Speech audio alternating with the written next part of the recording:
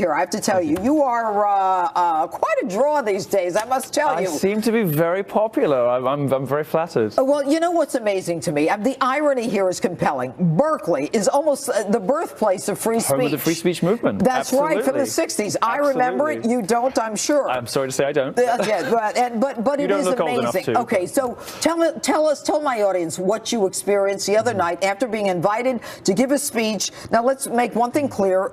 You are conservative. You're an openly gay conservative. Yeah. You know, politically incorrect pundit. So they say. I tell jokes that upset the left, you know, about some of their special favored victim groups. But I'm very popular on campus because I talk about free speech and free expression and something that is really under threat on American college campuses, which is the First Amendment. It's, you know, many of these universities are not fulfilling their commitment to the First Amendment. So student groups invite me to point that out, to talk about the absurdity of, you know, the sort of, I mean, there's no other word for it than persecution, really, that conservatives and libertarians find themselves, you know, subject to on college campuses. All right, so you get to Berkeley. I mean, you're from where? I'm from London. Okay, you're from London. You get to Berkeley. I mean, the reputation is kind of this free spirit. Everybody's high, smoking weed. Was supposed to be like, you know. I mean, I couldn't believe it. I honestly couldn't believe it. I'm from Europe. If it exists, there are regulations about it. If it exists, there are rules about it in Europe. I come to America, you know, home of the free, all this kind of stuff.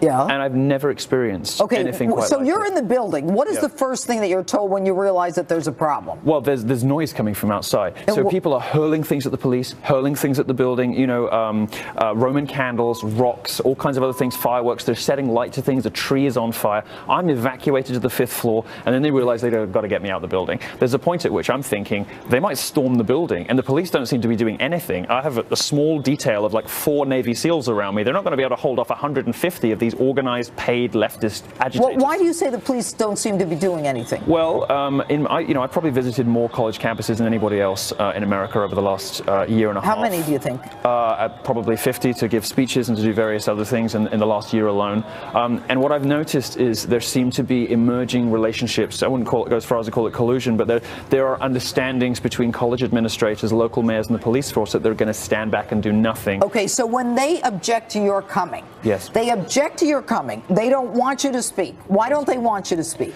Because I told the truth. No, that's not enough. Why don't they want you to speak?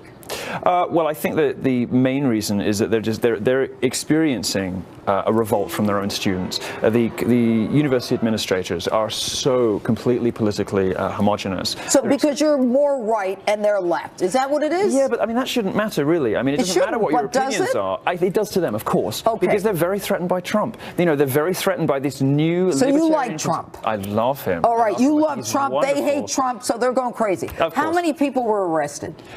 One, I think, and this is 150 people violently rioting. One person was arrested, all right? I mean, and you know why that person was arrested? Because they basically stood there and they failed to disperse. But this is what's happening all over the place. It's happened at Davis, happened at UW What do Seattle. we need to do? Donald Trump needs to do what he's been doing so far very well, which is put his money where his mouth is and do what he says he's going to do. He needs to start withdrawing federal funding from colleges that refuse to honor their First Amendment commitments. And he needs to start with UC Davis, UW Seattle, and UC Berkeley. He already indicated he's going to do that. Do you realize that we give them $357 million taxpayers? All right, Berkeley whatever gives it them is. 370, and you know the thing about Berkeley is all of this goes into liberal arts colleges, liberal arts studies that don't produce real jobs. All right, you got a book coming out, but I got to go. What's the name of your book? Dangerous. It's #1 on Amazon right now. It's going to be one of the books of 2017. Dangerous. Milo Yiannopoulos. Good to have you on. Thank Justice. You so much. Thank you.